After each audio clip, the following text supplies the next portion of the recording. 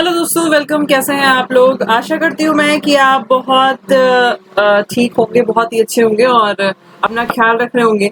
तो आज हम लोग क्या बात करने वाले हैं उसके बारे में मैं आपको बता दूं दोस्तों। आज हम लोग बात करेंगे कुछ महत्वपूर्ण क्वेश्चंस की। हम लोग देखेंगे कि आपके बायो में जो भी अभी तक आपने पढ़ा है उसमें से क्या क्या चीजें आपको मालूम होनी चाहिए और प्रश्नों को आप किस तरीके से सॉल्व करेंगे। आपको उसके साथ साथ किन किन बातों का जो है ध्यान हो रहना चाहिए उसके बारे में बात करेंगे। तो चलिए शुरू करते हैं बिना देरी किए हुए। सबसे पहला हमारा क्वेश्चन है, यहाँ पे क्या दिया हुआ है? Which organism can leave without oxygen? बोला गया है ऐसे जीव जो बिना ऑक्सीजन के भी रह सके, बिना ऑक्सीजन के भी रेस्पिरेशन कर सके, यानी कि श्वास प्रक्रिया अपनी संपन्न कर सके, उसे क्या कहते हैं? एरोब का मतलब होता है, हम उनको बोलते हैं वायवीय। क्या वो वायवीय जंतु होते हैं? या फिर दूसरा हो गया आपका अवायवीय जंतु होते हैं। फिर तीसरा है आपका परजीवी, चौथा है आपका सिम्बायोटिक। तो बताना है कि ऐसे जीव जो कि बिना ऑक्सीजन के भी अपना लाइफ साइकिल पूरा कर लें या अपना रेस्पिरेशन यानी कि श्वसन प्रक्रिया पूरी कर लें, उन्हें क्या कहा जाता है? तो उन्हें हम एनारोब के नाम से जानते हैं, अवायवीय कहते हैं। यानी कि जिनके श्वसन प्रक्रिया में ऑक्सीजन की जरूरत नहीं है वो अवायवीय, और जिनके में ऑक्सीजन की जरूरत है वो आपके क्या कहलाएंगे? वायवीय कहलाते हैं। ठीक है, क्लियर है? इसको याद रखेंगे। तो यहाँ पे आपका बी ऑप्शन करेक्ट हो जाएगा। पैरासाइट का मतलब क्या होता है दोस्तों? अगर कोई भी जीव किसी दूसरे जीव पे आधारित है, ठीक है, किसी दूसरे जीव पे पूरी तरीके से आधारित है और अपने भोजन को उन्हीं के ऊपर से ले रहा है, अपना पोषण वहीं से पूरा कर रहा है, तो वैसा संबंध परजीवी संबंध कहलाता है, उसे हम पैरासाइट कहते हैं। ठीक है, तो ये जीव उसके लिए क्या हो गया? पैरासाइट हो गया। ठीक है, एग्जाम्पल के तौर पे आप ऐसे समझ सकते हैं याद रखने के लिए कि अगर मान लीजिए आप और आपका दोस्त एक साथ रह रहे हैं रूम में और आप कुछ भी खर्चा नहीं कर रहे हैं, वो पूरा खर्च कर रहा है और आप बदले में कुछ भी नहीं कर रहे हैं, बस आप वहां पे रह रहे हैं, तो आप उसके लिए क्या हो गया? आप उसके लिए परजीवी हो गए। आप और वो आपस में परजीवी का संबंध बना रहे हैं, यानी कि पैरासाइट का संबंध बना रहे हैं। ठीक है, इसमें सिर्फ एक आदमी को फायदा होता है, दूसरे वाले का घाटा ही है। सिम्बायोटिक का मतलब हो गया दोनों को फायदा हो। आप और आपका दोस्त दोनों रह रहे हैं, आप रेंट भर रहे हैं, वो खाना पीना बना रहा है, दोनों लोग कुछ ना कुछ काम कर रहे हैं, तो वो आपका सहजीविता का संबंध हो गया। दूसरे प्रश्न पे आते हैं दोस्तों। पूछा गया है यहाँ पे कि which hormone is produced by the isolate of Langerhans to control diabetes mellitus? Diabetes mellitus आपका डायबिटीज का ही एक रूप होता है। बोला गया है कि कौन सा हार्मोन इसको कंट्रोल करने में मदद करता है। आपका पहला दिया गया रेनिन, दूसरा है एचसीएल, फिर है टाइलिन, फिर है इंसुलिन। तो सीधी सी बात है दोस्तों, डायबिटीज मिलेटस में क्या होता है आपका? ये आपका एक ऐसा जो है एक ऐसा रोग है डायबिटीज का, एक ऐसा पार्ट है जिसमें क्या होता है? डायबिटीज जो इंसुलिन जो होता है वो बहुत ही कम मात्रा में सिक्रीट होता है। तो यहाँ पे आपका डी ऑप्शन करेक्ट हो जाएगा। टाइलिन एक ऐसा एंजाइम है जो कि लार में निकलता है और ये किसको तोड़ने का काम करता है? तो बोलेंगे कि ये स्टार्च को तोड़ने का काम करता है। ठीक है, बात करें एचसीएल की तो ये आपके स्टमक से निकलता है, यानी कि आपके पेट से निकलता है। और रेनिन की अगर बात करें दोस्तों तो रेनिन एक ऐसा एंजाइम है जो किस काम में मदद करेगा? तो ये मदद करता है दूध का थक्का जमाने में, यानी कि आप कह सकते हैं दूध को ब्रेक करने में। दूध में एक प्रोटीन होता है केसीन प्रोटीन, उसके ब्रेक डाउन में मदद करेगा। और फिर बच्चों में ये एंजाइम बच्चों में बहुत ज्यादा एक्टिव होता है, इसीलिए बच्चे जब दूध पी के उल्टी करते हैं तो वो एकदम दही की जैसा दिखता है। ल्यूकोप्लास्ट प्रेजेंट, बोला गया ल्यूकोप्लास्ट कहाँ प्रेजेंट होता है? ठीक है, आपको बताना है। कलरलेस प्लास्टिड है, ये एक रंगहीन प्लास्टिड है। प्लास्टिड का मतलब होता है दोस्तों हिंदी में वर्णक, इसको हम लोग बोलते हैं। दूसरा है आपका प्रोप्लास्टिड, सेल एडहेसिव यानी कि सेल को चिपकाने वाला। प्लास्टिड विद वेरिएबल कलरेशन, यानी कि ऐसा वर्णक जो अलग अलग रंग देता है। ठीक है, वर्णक जो कि रंगों के लिए जिम्मेदार है। तो यहाँ पे करेक्ट क्या हो जाएगा? Colourless plastid. दोस्तों ल्यूको शब्द का मतलब हमेशा किस बात से जुड़ा होता है? इसका मतलब होता है सफेद। ठीक है, और यदि किसी भी पौधे के किसी भी भाग में कोई कलर नहीं है तो वो किसकी वजह से है? ल्यूकोप्लास्ट की वजह से होता है। तो ल्यूकोप्लास्ट आपका कहाँ मौजूद होता है? तो आप बोलेंगे जड़ों में मौजूद होता है। ये ज्यादातर आपको जड़ों में मिलेगा। और उसके अलावा जड़ों में ये ल्यूकोप्लास्ट क्या करता है? प्रोटीन को संचित करने में मदद करेगा, वसा को संचित करने में मदद करेगा, स्टार्च को संचित करने में मदद करेगा। तो ये सब आपके एक प्रकार के वर्णक होते हैं। आगे बढ़ते हैं दोस्तों। प्रश्न में बोला गया है सेलुलर टोटिपोटेंसी मीन्स। बोला गया है सेलुलर टोटिपोटेंसी का मतलब क्या होता है? पहला दिया गया synthesis of new cell, formation of new species नई प्रजातियों का गठन, फॉर्मेशन ऑफ न्यू प्लांट नई प्रजातियों का गठन, नए पौधे का गठन कर लेंगे, यहाँ पे पौधा कर लेंगे। Capability of plant cell to form a complete plant, बोला गया है कि किसी एक पौधे का पूर्ण कोशिका बनाने में बनाने में जो एक कैपेबिलिटी होती है, यानी कि जो क्षमता होती है, उसके बारे में कहा गया है। यानी कि एक पौधे को पूरा बनाने के लिए, ठीक है, एक पौधे का पूरा स्ट्रक्चर बनने के लिए जो उसके पास कैपेबिलिटी होती है यानी क्षमता होती है वो। करेक्ट ऑप्शन यहाँ पे आपका क्या हो जाएगा? डी। यानी कि टोटिपोटेंसी एक ऐसी क्षमता होती है जो कि पौधों के पास होती है।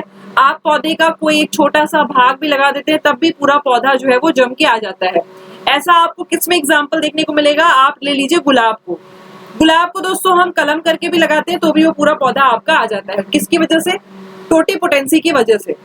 दूसरा प्रश्न है आपका, शरीर में उन कोशिकाओं का क्या नाम है जो बैक्टीरिया जैसे फॉरेन पार्टिकल, फॉरेन पार्टिकल का मतलब यहाँ विदेशी नहीं, बाहरी कण होगा, उसको घेरता है, ठीक है।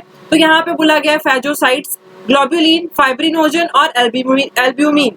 अब बोला गया है कौन सी ऐसी सेल्स होती हैं जो इसको ट्रैप करने में मदद करती हैं, जो आपके बैक्टीरिया वगैरह होते हैं उनको ट्रैप करने में मदद करता है, ठीक है। तो दोस्तों यहाँ पे क्या हो जाएगा आपका करेक्ट ऑप्शन? ये जो आपकी सेल्स होती हैं उन्हें हम क्या बोलते हैं? फाइब्रिनोजन। फाइब्रिनोजन जो होता है दोस्तों ये एक ऐसा प्रोटीन है जो क्या करेगा? रक्त का थक्का जमाने में भी मदद करता है, और उसके अलावा जहां पे चोट लगी है वहां पे किसी भी तरीके का बैक्टीरिया ना आए और सड़न ना पैदा हो, इसके लिए ये वहां पे भी वर्क करता है, ठीक है। नेक्स्ट आ जाते हैं, प्रश्न है आपका, वो कौन सी कशेरुक है, वो कौन सी वर्टिब्रेट है? वर्टिब्रेट का मतलब समझते हैं जिसके पास रीढ़ की हड्डी पाई जाए। रीढ़ की हड्डी पाई जाने वाले जंतुओं में ऐसा कौन सा जंतु होता है जिसके पास दो कक्षी हृदय होता है, यानी कि 2 चैम्बर हार्ट होता है? पहला है फिश, दूसरा है स्नेक, फिर है ब्लू व्हेल, फिर है क्रोकोडाइल। करेक्ट ऑप्शन क्या हो जाएगा दोस्तों? फिश। फिश के पास यानी कि मछली के पास, जिसको हम लोग बोलते हैं फिशेस को आप एक साथ पीसीस के भी नाम से जानते हैं, इनके पास 2 चैम्बर्ड हार्ट होता है, यानी कि इनका हृदय 2 कक्षों में बटा होता है।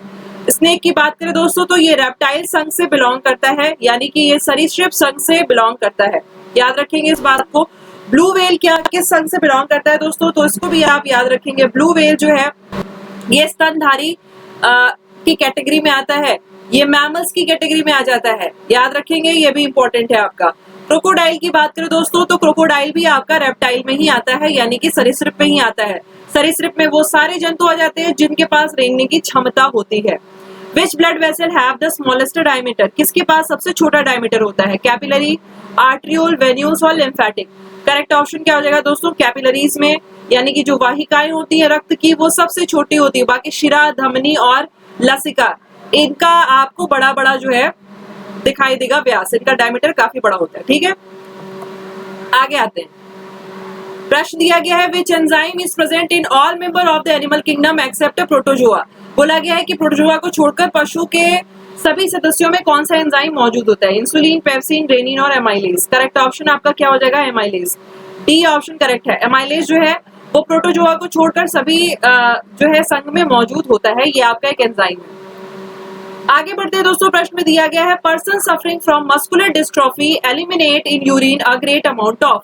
बोला गया है कि यदि कोई भी पर्सन ऐसा है जिसका मांसपेशी उसके बोन से नहीं अटैच हो रहा है, उसको मस्कुलर डिस्ट्रॉफी है, तो उसके मूत्र में कौन सी चीज ऐसी है जो कि बहुत ज्यादा मात्रा में एलिमिनेट हो जाती है यानी निकल जाती है?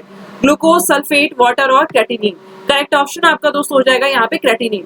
क्रेटिनिन सभी के मूत्र में निकलता है थोड़ी अमाउंट में, जो गर्भवती महिला होती है उनमें ज्यादा निकलता है, पर अगर किसी को ऐसी प्रॉब्लम है कि ये एक प्रकार का आनुवंशिक रोग होता है दोस्तों जो बच्चों में बहुत ज्यादा देखने को मिलता है, यानी कि जब बच्चों के हड्डियों का विकास हो रहा होगा उस दौरान उनके हड्डी के साथ जो आपका मांसपेशी है वो बहुत अच्छे से जुड़ता नहीं है, तो ऐसे में क्या होता है कि मस्कुलर डिस्ट्रॉफी के शिकार हो जाते हैं और ऐसे लोग के यूरिन में क्रेटिनिन बहुत ज्यादा निकलता है, ठीक है। तो यहाँ पे आपका डी ऑप्शन करेक्ट हो जाएगा। Healthy human does not excrete out in the urine. बोला गया है यदि कोई स्वस्थ मानव होगा तो अपने मूत्र में क्या नहीं रिलीज करेगा?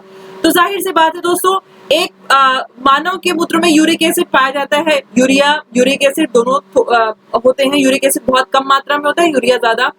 क्रेटिनिन पाया जाता है, मैंने अभी आपको बताया। कुछ आपके विटामिन बहुत कम मात्रा में निकलते हैं, पर ये आपका क्या है? ये आपका एक प्रकार का अमीनो अम्ल है। अमीनो अम्ल क्या होते हैं दोस्तों? तो अमीनो अम्ल जब एक साथ ढेर सारे मिलते हैं तब जाकर के प्रोटीन बनता है, और आप जानते हैं कि आपके शरीर में प्रोटीन कितना जरूरी है, तो आपके शरीर में जो भी चीजें प्रोटीन बनने के काम में आती है वो नहीं निकलनी चाहिए। तो ये एलिनिन बहुत ही जरूरी अमीनो अम्ल के तौर पर जाना जाता है। Urea from the blood can be removed by. बोला गया है कि कैसे हम लोग यूरिया को अपने ब्लड से यूरिया को कैसे रिमूव कर सकते हैं? Uremia, diuresis, dialysis, micturition. Correct option क्या हो जाएगा दोस्तों? डायलिसिस।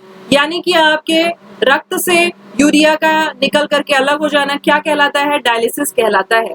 यूरेमिया क्या होता है? ये एक प्रकार का रोग होता है, ठीक है। ये कब होगा? जब व्यक्ति अपने मूत्राशय में, ठीक है, यानी कि अपने ब्लैडर में, यूरिनरी ब्लैडर में बहुत देर तक यूरिन को कलेक्ट करके रखेगा तो उसको यूरेमिया की दिक्कत हो जाएगी। डायूरेसिस में क्या होता है दोस्तों? डायूरेसिस में बहुत ज्यादा जो है बॉडी से बहुत ज्यादा बॉडी में यूरिन का जो यूरिया होता है उसका बहुत ज्यादा एक्सेस अमाउंट हो जाता है, ठीक है। तो इसमें बेसिकली यही है कि यूरिया का एक्सेस अमाउंट हो जाता है जिसे हम डायूरेसिस कहते हैं। मिक्सचुरेशन क्या होता है दोस्तों? तो मिक्सचुरेशन का मतलब हो गया आपके शरीर में जब आप मूत्र का संग्रह कर लेते हैं और मूत्र को विसर्जित कर देते हैं, यानी कि बेसिकली आप जो है अपना यूरिन पास करते हैं, तो उस प्रोसेस को हम मिक्सचुरेशन कहते हैं। डायूरेसिस में भी यही है कि यूरिया का कलेक्शन बहुत ज्यादा हो गया और हम उसे एक्सक्रीट आउट करने गए हैं। ये कोई बीमारी नहीं है डायूरेसिस, बेसिकली ये आपका एक टर्म दिया गया है। Ureter act as urogenital duct in, बोला गया है यूरेटर मूत्र जनन अंगी नलिकाओं के रूप में कार्य करता है। किसमें? ह्यूमन मेल में, ह्यूमन फीमेल में, मेल और फीमेल फ्रॉग में और फ्रॉग मेल में। करेक्ट ऑप्शन दोस्तों यहाँ पे फर्स्ट हो जाएगा, इसको करेक्ट कर लेंगे। जो ह्यूमन मेल होते हैं, जो मानव नर होते हैं, उनके में क्या होता है? यूरेटर, यानी कि मूत्र नलिका। हम किसको यूरेटर बोल रहे हैं? मान लीजिए कि ये किडनी है, यहाँ से दो नलिकाएं गई हुई है पतली पतली और नीचे जाकर के ब्लैडर है, इसे हम लोग यूरेटर के नाम से जानते हैं। और इस यूरेटर ये ह्यूमन में यूरोजेनिटल डक्ट के तौर पे काम करता है। Excretory product of mammalian embryo are eliminated by, स्तनधारी भ्रूण के उत्सर्जन उत्पादों द्वारा समाप्त कर दिया जाता है। बोला गया है जो भी स्तनधारी है उनमें एक्सक्रीटरी प्रोडक्ट मैमेलियन में कौन से भाग के द्वारा एलिमिनेट किया जाता है? करेक्ट ऑप्शन हो जाएगा दोस्तों प्लेसेंटा। प्लेसेंटा उस काम में मदद करता है। एलेंटियोस बेसिकली वो भाग है जहां से आपका उत्सर्जी पदार्थ स्तनधारियों में निकलेगा, उनके भ्रूण में निकलेगा। तो यानी कि जब माता के गर्भ में जो बच्चा होता है, बच्चा जिस फ्लूइड के अंदर है, जिस लिक्विड के अंदर है, उसे हम लोग कहते हैं एमनियोटिक फ्लूइड, एमनियोटिक द्रव्य, ठीक है। और उसका एक पार्ट जो है एक नलिका टाइप की उसकी मां से जुड़ी होती है जिसे हम एलेंटियोस के नाम से जानते हैं, और वो प्लेसेंटा में जाकर के उसको सिक्रेट करने में, एक्सक्रीटरी सिस्टम में मदद होता है। यूरेटर का मतलब क्या हो गया? यहाँ पे मूत्राशय से ही मतलब है आपका। Urine contain how much water, मूत्र में कितना पानी होता है? करेक्ट, आप जानते ही है बहुत ज्यादा वाटर ही होता है, 96%। विच regulate reabsorption of salt from the glomerulus filtrate, बोला गया है कि ग्लोमेरुलस फिल्ट्रेट के से लवड़ों के पुनर्विकास का कौन नियंत्रित करता है? Oxytocin, vasopressin, glucocorticoid, mineralocorticoid. अब देखिए दोस्तों यहाँ पे क्या बोला गया है, वापस से रीअब्जॉर्प्शन करना है, ठीक है। एक बार हो गया है फिर से रीअब्जॉर्प्शन करना है, तो उसमें कौन मदद करेगा? करेक्ट ऑप्शन आपका यहाँ पे हो जाएगा दोस्तों वैसोप्रेसिन, यही इस काम में आपका मदद करता है, ठीक है। इसे हम एक और नाम से जानते हैं एडीएच, एंटी डायूरेटिक हार्मोन, ठीक। ऑक्सीटोसिन मिल्क प्रोड्यूस करने में मदद करता है। ग्लूकोकॉर्टिकॉइड क्या करते हैं? ये आपके शरीर में ग्लूकोज के लेवल को मेंटेन रखने में मदद करेंगे, यानी कि आपकी किडनी जो है वो जब आपका उत्सर्जन कंप्लीट कर रही है उस दौरान ज्यादा से ज्यादा ग्लूकोज को एब्जॉर्ब कर ले, उसको यूरिन में ना जाने दे। मिनरलोकॉर्टिकॉइड में क्या होता है? जितना भी मिनरल है वो आपकी बॉडी में बचा रहे, उसके लिए ये हार्मोन, ये जो है आपका ये ना ही हार्मोन है ना ही एंजाइम है, ये बेसिकली आपका हार्मोन के तौर पे, सॉरी, ये आपका हार्मोन के तौर पे जो है वो रिलीज होता है, ठीक है। आज लास्ट क्वेश्चन में आते हैं filtration pressure in human kidney. Human kidney में फिल्ट्रेशन प्रोसेस कितना होता है? 15 mmHg फिल्ट्रेशन प्रोसेस जो है वो आपका होता है। तो थैंक यू सो मच दोस्तों, इस वीडियो को लाइक जरूर करेंगे और अपने दोस्तों के साथ शेयर कर दीजिए। क्लास अगर पसंद आई होगी तो चैनल को सब्सक्राइब करना बिल्कुल भी ना भूलिएगा, ताकि हम आपको ऐसी यूजफुल वीडियोस देते रहें। Thank you so much, bye bye.